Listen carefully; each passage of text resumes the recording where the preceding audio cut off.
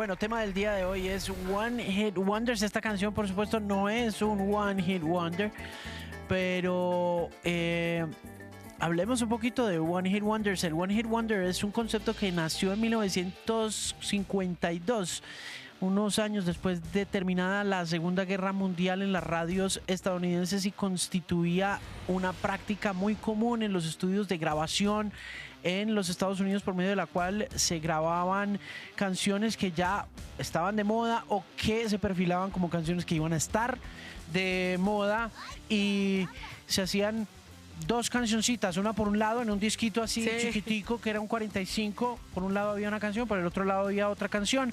Esas canciones a veces tenían mucho éxito, otras veces no tenían mucho éxito, pero la mayoría de ellas se quedaban como en el éter. Eran fenómenos efímeros, muy poderosos, muy potentes, pero desaparecían rápidamente. Y ya unos 30 años después, la radio rockera en los Estados Unidos decidió empezar a llamar a las músicas que venían de Inglaterra, muy influenciadas por los sintetizadores y la electrónica, y que solamente tenían ese mismo impacto que habían tenido canciones de twist o canciones de rockabilly, como en 1952, One Hit Wonders, y así nace el concepto. Gracias, Alejandro Marín. Ahí te dejo. Qué datazo tan bravo.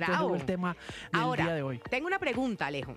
Un One Hit Wonder se considera una canción que pegó ese artista, no importa si el artista siguió teniendo una carrera y tuvo un solo éxito, ese es su One Hit Wonder, y de ahí en adelante pues no pasó más nada con ese artista. O el One Hit Wonder se considera cuando sacas una canción y luego desapareces del mapa como artista. En la década de los 80, el One Hit Wonder era solo el artista que pegaba una canción y desaparecía por completo. Ok. Yo tengo un amigo que se llama Julio César Escobar. Claro, por supuesto. Que durante mucho tiempo tuvo una sección en la emisora en la que trabajaba, en una emisora de radio de noticias, donde decía que ¿dónde están ahora? Okay. Y se dedicaba a buscar estos personajes que habían pegado una canción y habían desaparecido por completo. Sí, en los 80 ese One Hit Wonder era una canción que había sido un tramacazo, un totazo, pero absurdo, que había sido número uno en 5 o 6 países, en Estados Unidos, en Inglaterra, y desaparecía. Hoy en día el concepto de One Hit Wonder se mira con un poquito de las dos lupas. Se mira con la lupa de ese éxito gigante que tiene un artista, y a pesar de que continúa su carrera no tiene éxitos tan grandes, pero son muchos los que pasan por ahí, porque tú sabes mejor que nadie que no hay nada más difícil que un número uno. Yo creo que replicar un número uno. Sí. Creo que a veces hasta la embarrada tener un número uno, porque ¿cómo vuelve uno a llegar hasta allá? Sí, claro. A veces funciona, y muchos artistas que tienen uno tras otro, pero hay otros artistas que pum, le pegan a uno y ya después, no sé, aparecen en la lista en el número 55. Lo que no quiere decir que no sigan sacando música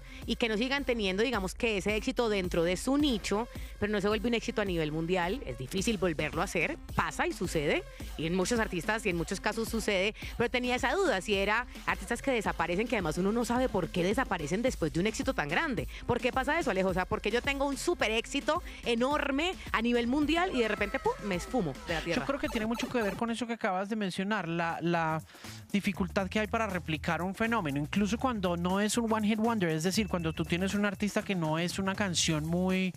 es decir, que tiene varias canciones importantes, y se me viene a la mente rápido el caso de Christopher Cross, quien en 1980 sacó un solo disco. El tipo sacó un disco, de ahí sacó una canción que era gigante, pero tenía un par de cositas más que eran muy chéveres, muy suavecitas, como que conectaban con la sensibilidad que venía de los 70, con ese nuevo pop de los 80, era muy romántica. Una canción que se llama Sailing. Okay. Es una balada que llaman de rock de yate, y que genera toda una tendencia de baladas de pop de los 80 que son como medio melosas, que son como medio suavecitas. Una melcochita. Pues sí, era sí, una melcocha de canción, y es hermosa esa canción, pero Christopher Cross en los Grammy en 1981 se ganó todos los Grammy. Wow. Todos los Grammy. Se ganó grabación del año, álbum del año, canción del año, mejor nuevo artista. Nunca más existió, hasta Billie Eilish volvió a pasar una cosa de esas, y Christopher Cross desapareció.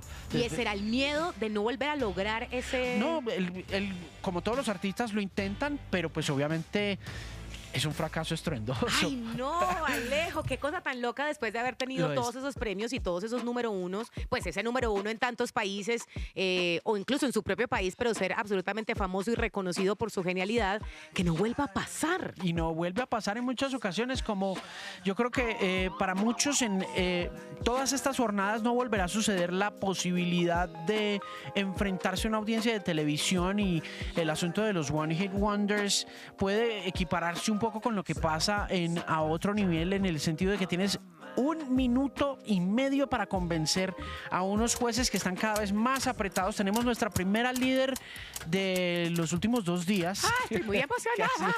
Muy satisfactorio, muy contentos con esto. Tú sí que la pasaste bien en esta audición.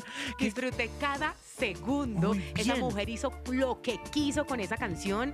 Ahí es cuando los jurados dicen, vuelves propia la canción. Hizo lo que quiso, pero además vocalmente también hizo lo que quiso. Pasó por todos los registros, pasó por su rango completo. Hizo voz de cabeza, hizo voz de pecho, fuerte, pastosa. O sea, ¿qué no hizo esta mujer? Dios mío.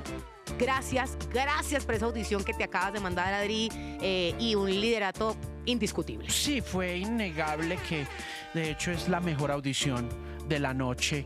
Podría estar entre las mejores de la semana también. Si quieren ver qué pasó, pueden entrar a Dito y encontrar allí todas las audiciones, pero definitivamente lo de Adri y Natalia esta noche fue muy conmovedor, precisamente porque, a diferencia de lo que pasó con Summer Vega, Sí.